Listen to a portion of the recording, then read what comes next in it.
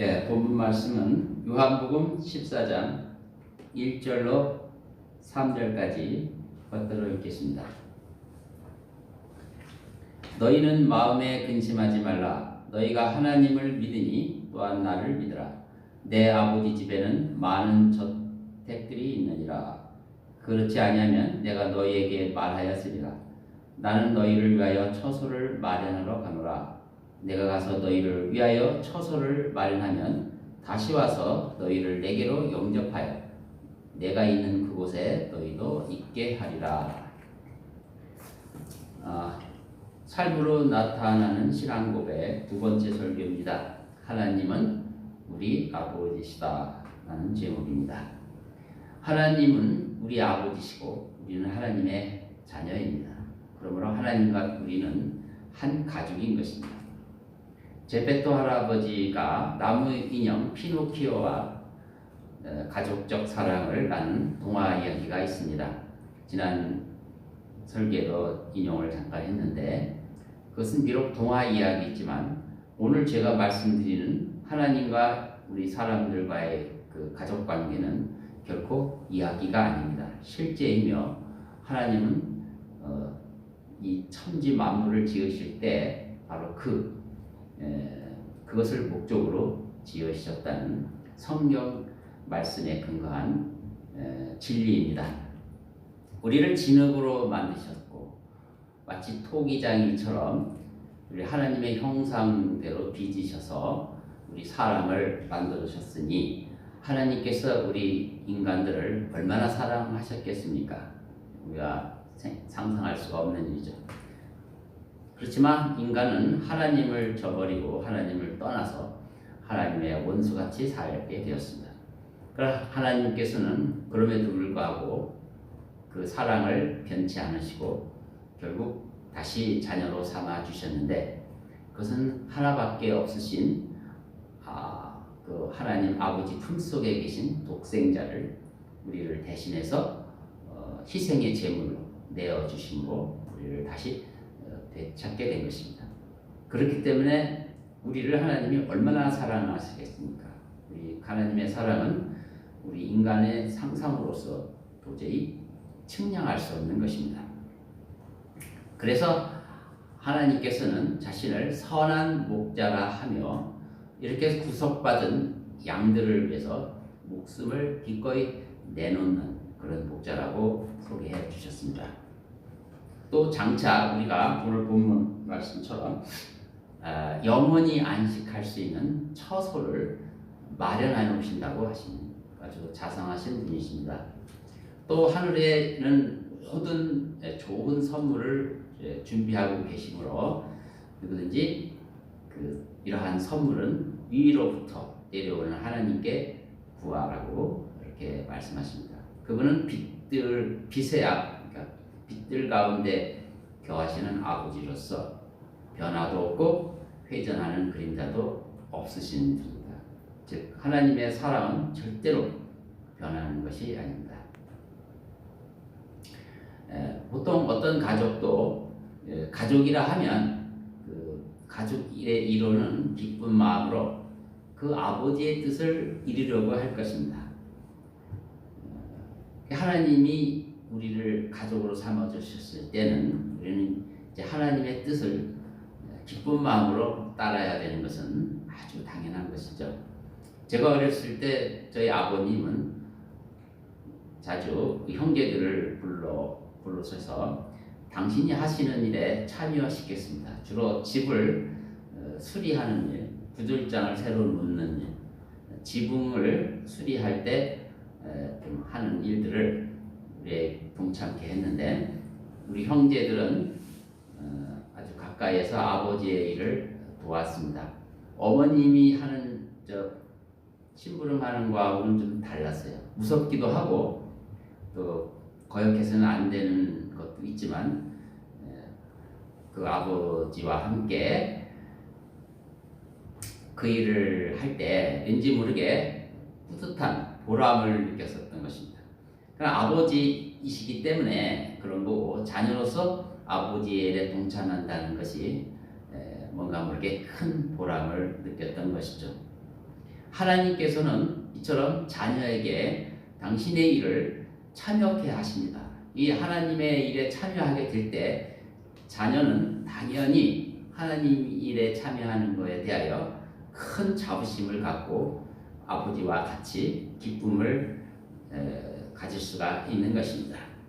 마태복음 12장 50절에 보면 누구든지 하늘에 계신 내 아버지의 뜻을 행하는 사람이 나의 형제요 자매요 모친이라고 하는 것입니다. 가족이라 하면 당연히 아버지의 뜻을 동참하고 행하는 자인 것입니다. 아버지의 일에 동참하는 것만큼 기쁜 일은 이 세상에 없습니다. 왜냐하면 모두가 다 한 가족이고 사랑의 공동체이기 때문에 그렇습니다. 또한 가족은 일만 하는 것이 아닙니다. 많은 부분은 가정에서 평안을 누리며 안식하며 행복한 삶을 사는 것을 말합니다. 가족끼리도 그래서 형제끼리 잘 지내야 하는 것이 아주 중요한 것 중에 하나죠. 그래서 아버지는 항상 자녀들에게 싸우지 말고 사이좋게 잘 지내라고 말씀합니다. 그리고 또 형제들이 싸울 때는 매를 들기도 합니다. 왜냐하면 가정에 평안이 깨지기 때문에 그렇습니다. 요한복음 15장 10절을 한번 보시겠습니다. 그 다음 장에 있는데 10장 봅시다. 내가 아버지의 계명들을 지켜서 그분의 사랑 안에 거하는 것 같이 너희도 나의 계명들을 지키면 나의 사랑 안에 거하리라. 예수 그리스도는 하나님의 독생자 아들이시며 참 하나님이시죠. 그분이 아버지의 계명, 즉 아버지의 그 말씀에 온전히 순종하며 사랑을 통해서 그렇게 하신 일이죠. 그 아버지의 계명을 지킴으로 인하여 그분의 사랑 안에 거하는 것 같이 너희도 나의 계명들을 지키면 나의 사랑 안에 거하리라. 예수님께서 우리 제자들에게 주신 계명은 서로 사랑하라는 것이었습니다. 그래서 그 계명을 지키면 하나님의 사랑 안에 거한다는 뜻입니다. 하나님이 매우 기뻐하신다는 뜻이겠죠. 그래서 정말 우리가 하나님의 한 가족이 되었다면 형제를 사랑하는 것은 너무나 지극히 당연한 것입니다. 바로 형제들이, 자식들이 한 가정 안에서 재미나게 서로 사랑하며 잘 놀며 지내는 것을 본다면 그 부모는 그 어느 때보다도 가장 행복할 겁니다. 그 자녀들이 서로 사이좋게 지내는 것을 가장 기뻐하는 사람이 바로 부모이듯이 하나님께서는 우리 성도들이 서로 잘 지내는 것을 봤을 때 굉장히 기뻐하시고 흐뭇해 하십니다. 그런 자녀들이 기도하는 것은 하나님께서 다 들어주시죠. 기쁘게 들어주신 것입니다.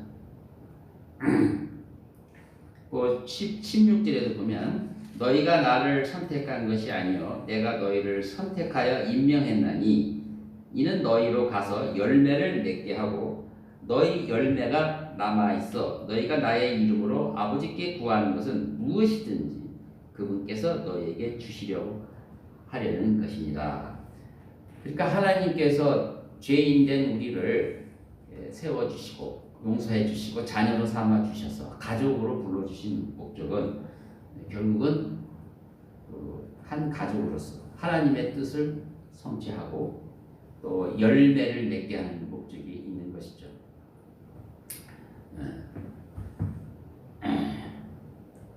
그래서 이제 선택을 하셨다는 거죠. 하나님이 먼저 우리를 택하셔서 자녀 삼아주셔서 가족으로서 열매 맺게 하는 거죠.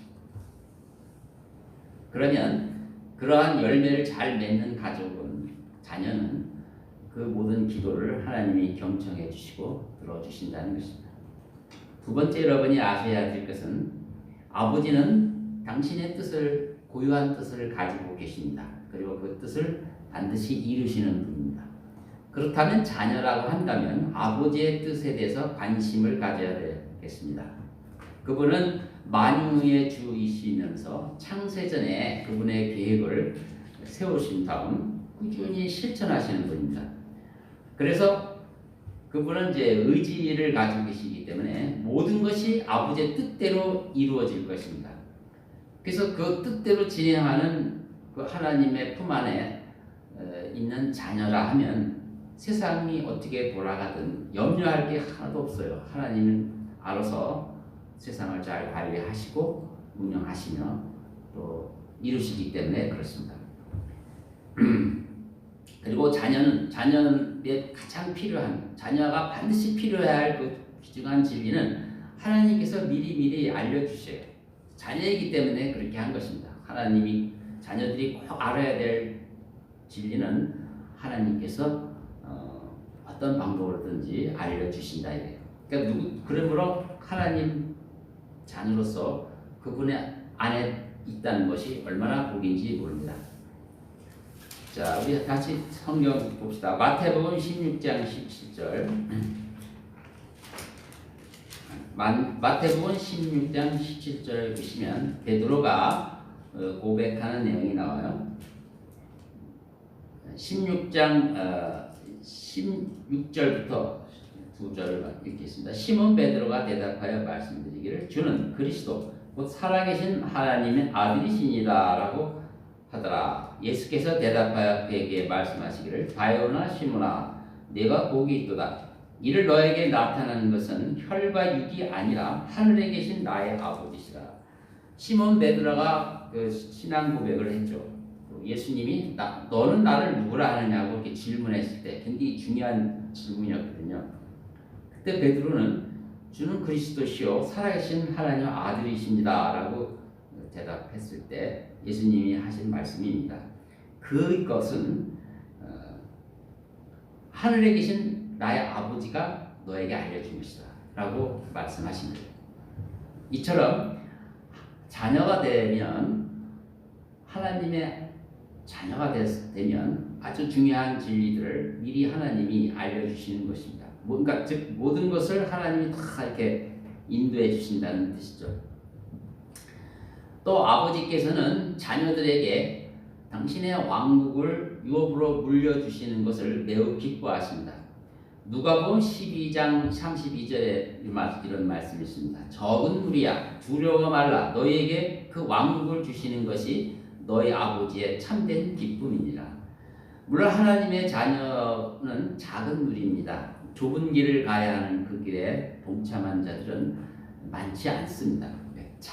우리가 작지만 하나님은 그 적은 무리에 대해서 전혀 개의치 않습니다.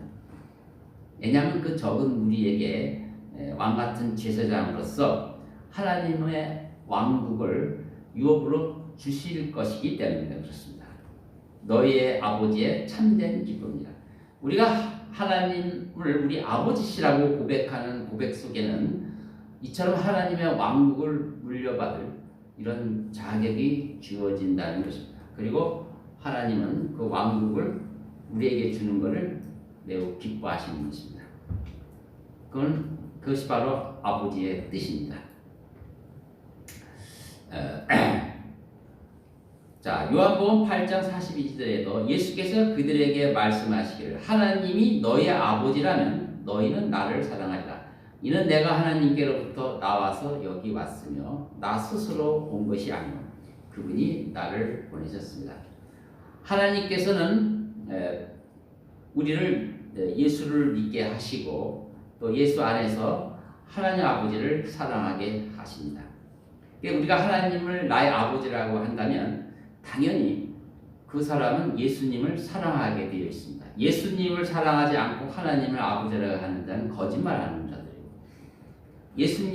하나님이 예수님을 사랑하셨기 때문에 하나님을 사랑하는 자녀도 당연히 예수님을 사랑하는 것이죠.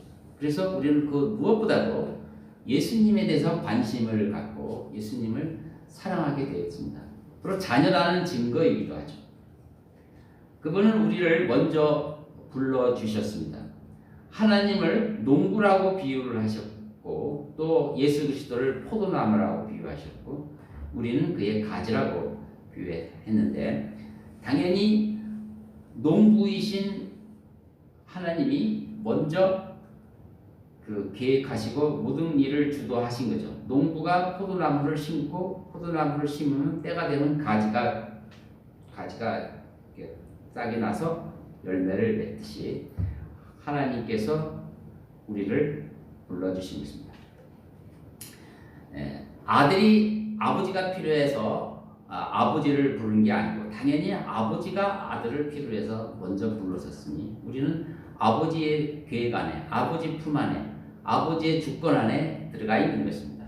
그래서 내가 하나님이 나의 아버지가 됐다는 사실로부터 우리는 모든 운명을 그분의 품 안에서 이제 가장 좋은 길로 인도받는다는 사실을 바로 믿을 수가 있는 것입니다. 하나님께서 왜 그렇게 하셨겠습니까? 그가 농부로서 포도나무인 예수 그리스도를 보내주시고 거기에 우리를 접붙여 주셔서 열매를 맺게 하려고 그런 것이 아니겠습니까? 그래서 우리는 하나님의 자녀라 하면 한 마음이 되어 많은 열매를 맺어야 하는 것입니다. 주님께서도 바로 이 열매 맺는 일에 대해서 결코 소홀히 여기지 않으시고 반드시 기도하셨습니다.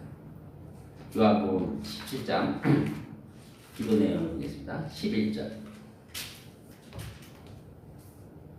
요한복음 17장 11절 이제 나는 더 이상 세상에 있지 아니하나 이들은 세상에 있나이다.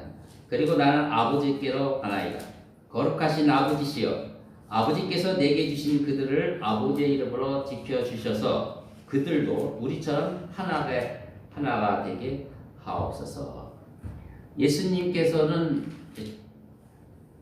제자들과 3년 반 동안 당신의 일을 마치신 다음에 아버지께 돌아가십니다. 그러나 제자들은 땅에 그대로 남지만은 이 제자들을 통해서 해야 할 일도 있어요. 즉 열매 맺는 일이죠.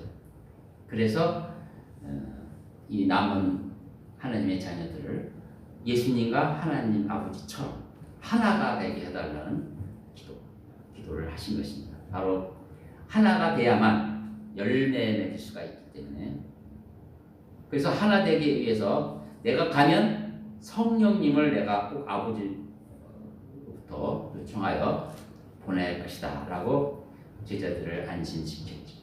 그 이후 예수 그리스도를 영접하는 자 속에는 항상 성령께서 들어오셔서 끝까지 함께 계시는 것입니다. 사도행전 1장 4절에도 사도들과 함께 모이셨을 때 그들에게 예루살렘을 떠나지 말고 아버지의 약속을 기다려야 한다고 명령하였으니 주께서 말씀하시기를 그것은 너희가 내게서 들은 바니라. 반드시 그 제자들 즉 하나님의 자녀들에게는 그 아버지의 약속하신 성령을 주십니다. 성령을 보내주십니다. 이미 들어오신 성령이 이미 들어오셨으면 늘 성령님을 의존해야 돼요. 성령님께 의지해서 열매 맺는 일에 그분을 앞세우고 해야 됩니다. 그래서 먼저 기도하는 게 그래서 필요한 거죠. 하나님이 여러분의 아버지시라면 당연히 그분의 권위에 순복해야 됩니다. 자녀로서 반드시 조심해야 할 내용이죠. 아버지라고 하는 그 개념은 당연히 이제 권위자를 의미하는 것이고 하나님을 예표하는 것입니다. 성경에는 이런 권위를 잘못 훼손시켜서 저주받은 이야기들이 나오는데 함이 아버지 노아의 권위를 크게 손상시켰습니다. 그로 인해서 그 가문이 저주를 받았습니다.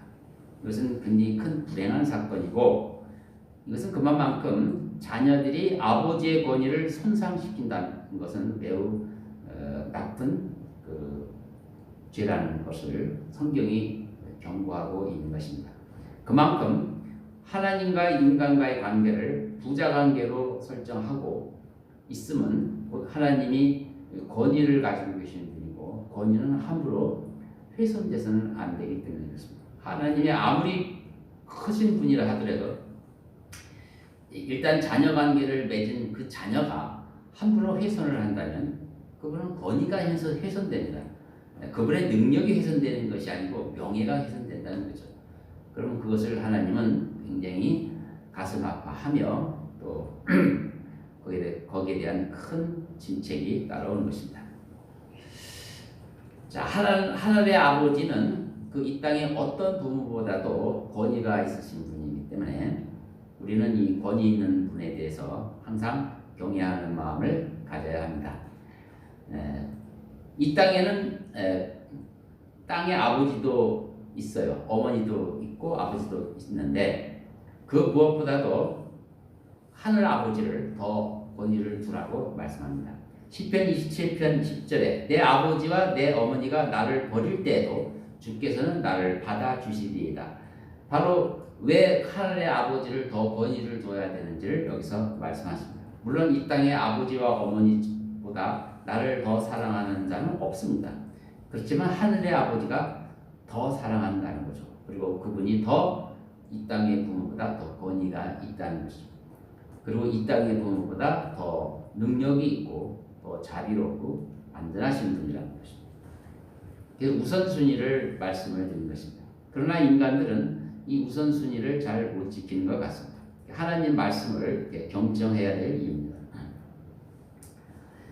종종 어떤 분들은 어렸을 때 아버지 없이 자라는 것에 대해서 굉장히 큰 상처를 가지고 있는 분이 있습니다. 그만큼 아버지의 위치가 그 자리가 그 자라나는 자녀에게 주는 영향력은 대단한 것입니다. 그 아버지가 없이 자라는 사람들은 굉장히 그 아버지를 그리워합니다. 즉 부성애를 그리워하죠. 그렇지만 하나님은 그들을 위로하시고 땅에 있는 아버지보다 더 훨씬 사랑이 많으시고 능력이 많으신 하늘의 아버지는 위로의 아버지시라는 것을 말씀을 합니다. 그러므로 어떤 상황이 있더라도 우리는 하나님이 계시기 때문에 걱정할 것이 없습니다. 하나님을 나의 아버지로 모신다면 바로 그 큰 사랑이 그 부족한 부분에 가득 채워질 것입니다. 특히 그런 사람들은 하나님께서 더 각별한 관심을 가지고 더 큰 사랑을 베풀어 주실 것입니다. 따라서 그러한 모든 핸디캡에서 믿음으로 우리는 다 벗어나야만 하고 무엇보다도 하늘의 아버지를 우리는 가장 존경하고 그분의 권위에 늘 순복해야만 되는 것입니다. 우리의 아버지는 만유보다 크신 분입니다. 요한복음 10장 29절에도 그들을 나에게 주신 내 아버지는 만유보다 더 위대하시니 아무도 내 아버지 손에서 그들을 빼앗아갈 수 없느니라. 이 아버지는 만유보다 크신 분이며 권위의 최고 위치에 계신 분이기 때문에 그 자녀들을 결국 누구에게 더 빼앗기지 않습니다. 네 번째로 하나님은 그 하나님을 대적하는 적대자에게는 결코 자비롭지 않습니다. 단호하게 대처하실 것입니다. 그들에게는 아버지라 부르지 못하도록 하시는 분입니다. 거룩하신 아버지는 마냥 그래서 자비로운 분이 아닌 것입니다. 그 이름을 더럽히는 자는 친히 아버지라 부를 자격이 없는 자로 여기시고 쫓아내시는 것입니다. 신명기 32장 6절에 오 어리석고 현명치 못한 백성아 너희가 주께 이같이 보답하느냐 그분은 너를 사신 아버지가 아니냐 그분은 너를 지으시고 세우신 분이 아니냐. 즉 이스라엘 백성들에게 하시는 말씀입니다. 하나님께서는 이스라엘 백성을 나의 자녀라고 여기셨습니다. 그리고 백성들에게 하나님을 나의 아버지라고 부르라고 허락을 하셨습니다. 부자 관계를 만들어 놨는데 이들은 아버지를 영화롭게 하기는커녕 그 이름을 더럽혔습니다. 그럴 때 단호하게 말씀하신 것입니다. 결국은 이스라엘 민족들은 전부 다 쫓겨나가고 그 이방 민족에게 종노릇해버린 거죠. 그만큼 아버지의 이름을 욕되게 할 때는 용서하지 않습니다. 그래서 그들을 마치 하나님이 없는 자처럼 내쫓으셨습니다. 단호하게 그 아버지라 부르지 못하도록 하신 거죠. 그렇지만 하나님의 사랑은 더 우리가 또 생각하는 것보다 더 깊죠. 결국은 불러냈지만 그 당시 하나님을 더럽힌 자는 쫓겨나게 된 것입니다. 심지어 성경은 이 땅에 있는 부모를 그런 식으로 페르나처럼 대하는 자들에 대해서 커다란 경고를 주고 있습니다. 바로 그것은 하나님과의 관계에서도 조심하라는 뜻이죠. 잠언서 20장 20절에 누구든지 자기 아버지나 자기 어머니를 저주하는 자의 등불은 깊은 흑암 중에 꺼지리라. 30절 17절에는 한 10장 17절에는 자기 아버지를 조롱하며 자기 어머니에게 순종하기 싫어하는 자의 눈은 골짜기 까마귀가 쪼아낼 것이요 새끼 독수리들이 그것을 먹으리라 했습니다. 이 자녀들에게 커다란 경종을 경고하는 말씀입니다. 또 말라기서 1장 6절에 아들은 자기 아버지를 공경하고 종은 자기 주인을 공경하나 오 내 이름을 멸시하는 제사장들아 만군의 주가 너희에게 말하노니 내가 아버지일진데 나를 공경함이 어디 있으며 내가 주인일진데 나를 두려워함은 어디 있느냐. 그러나 너희는 말하기를 우리가 어떻게 주의 이름을 멸시하였나이까 하는도다.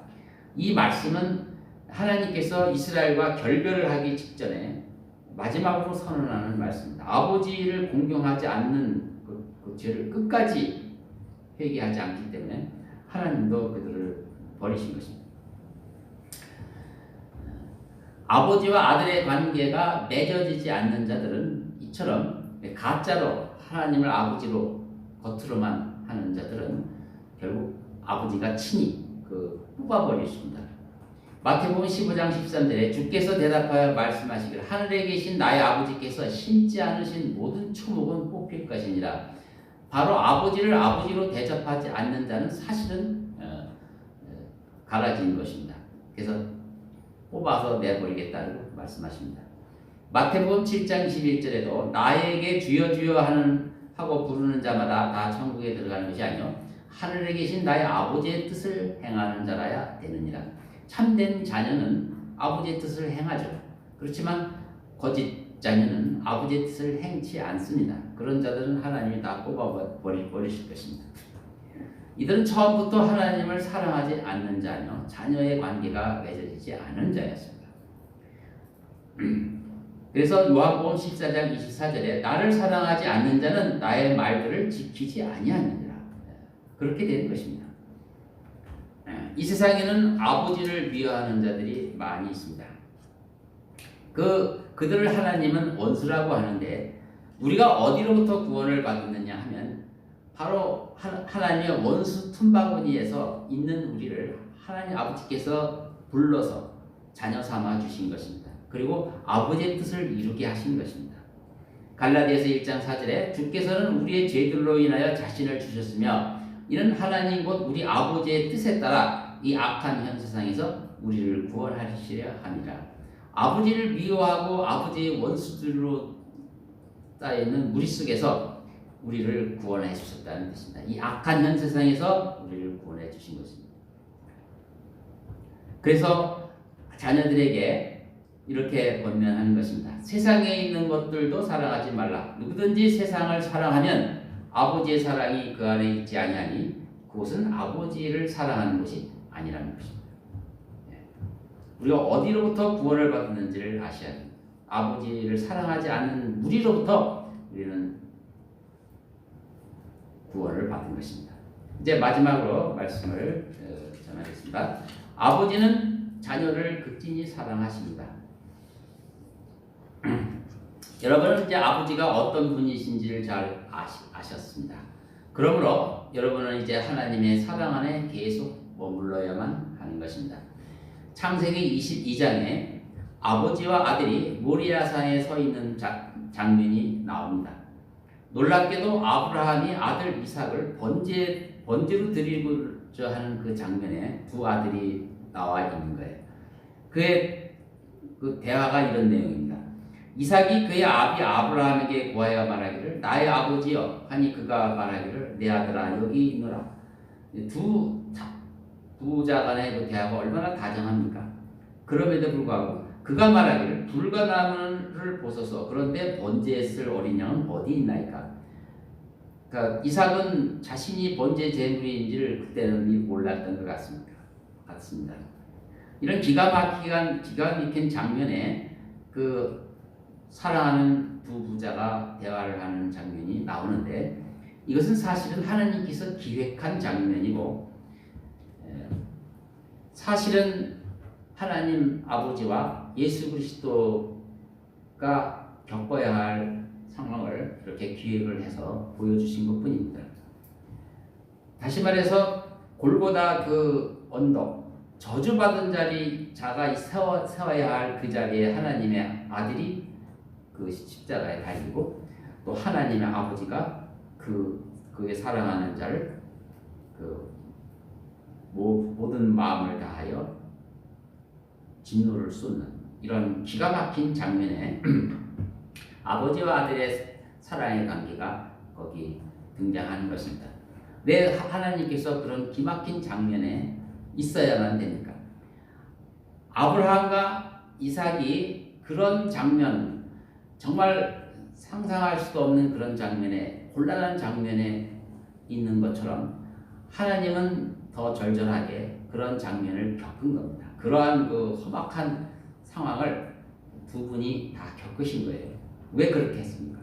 우리를 아들로 삼으시고 사랑하시기 위해서 그렇게 한 거 아닙니까? 우리는 이런 그 기막힌 장면을 겪으신 하나님의 덕분으로, 은혜 덕분으로 우리가 이렇게 아버지의 사랑을 만끽할 수 있는 것입니다. 그러므로 우리는 하나님의 사랑, 자녀를 향한 하나님의 사랑을 추워도 무심해서는 안 되는 것입니다. 이런 사랑을 받은 성도를 하나님께서 결코 버리지 않죠. 끝까지 사랑하실 것이므로 우리는 결코 이 사랑에 대한 믿음이 식어서는 안 되는 것입니다. 그러므로 이처럼 사랑한 자녀에게 우리가 뭔가 잘못했을 때 하나님이 징계를 내리는 것은 당연한 것이죠. 사무엘하 7장 14절에 나는 그의 아버지가 되고 그는 나의 아들이 되리니 만일 그가 죄악을 범하면 내가 사람의 막대기로 그를 징책하고 사람의 자식의 채찍으로 징책하리라. 그렇습니다. 잠언서 3장 12절에도 이는 주께서 사랑하시는 자를 꾸짖으시기를 마치 아버지가 기뻐하는 아들에게 하는 것 같이 하십니다. 당연히 하나님을 아버지로 모셨다면 하나님께서 우리가 잘못했을 때 매를 대실 것입니다. 우리는 이 하나님의 징계에 대해서 오히려 잘 믿음으로 잘 견디고 낙심하지 말고 마음을 낮추고 기도하면서 기다려야 합니다. 하나님께서 때가 되면 그 자녀를 또 다시 세워주시기 때문인 것입니다. 이제 말씀을 마무리하겠습니다. 하나님께서는 원수들 가운데서 저와 여러분을 불러 뽑아서 자녀로 삼으셨습니다. 그 독생자 아들을 저주하심으로 인해서 우리는 그렇게 선택된 자들입니다. 우리는 가장 큰 복을 받은 자입니다. 그래서 아버지께서는 우리를 끝까지 보살펴 주실 것입니다. 따라서 우리는 이제 모든 인생 남생을 아버지의 뜻을 따라야 합니다. 그분이 하신 명령에 잘 준행해야 되는 것입니다. 또 아버지를 사랑하고 그분의 계명을 지키는 것이 우리의 마땅한 자녀된 도리이며 그것이 하늘의 아버지께 효도하는 유일한 길임을 꼭 아시기 바랍니다. 자, 말씀을 마치겠습니다.